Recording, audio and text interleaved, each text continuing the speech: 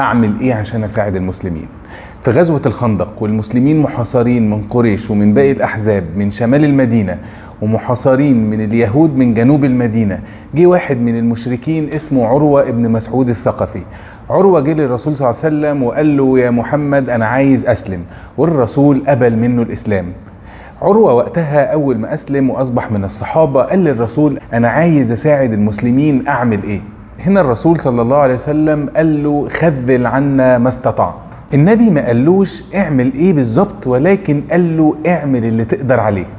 الدرس هنا للقادة مش لازم في كل مرة أقول أعمل إيه بالظبط للناس اللي أنا شغال معاهم، ولكن أسيب لهم المجال إن هم يبتكروا وإن هم يطلعوا حلول وأفكار إزاي ممكن يساعدوا بيها. وأوقات كتير ممكن يطلعوا نتائج مبهرة زي اللي عمله بالظبط سيدنا عروة بن مسعود أما راح للمشركين لوحدهم وراح لليهود لوحدهم وفرق ما بينهم وقلل من الوحدة اللي كانت ما بينهم، وده فعلا ساهم إن الحصار اللي كان على المسلمين يتفك وينتصر المسلمين في النهاية.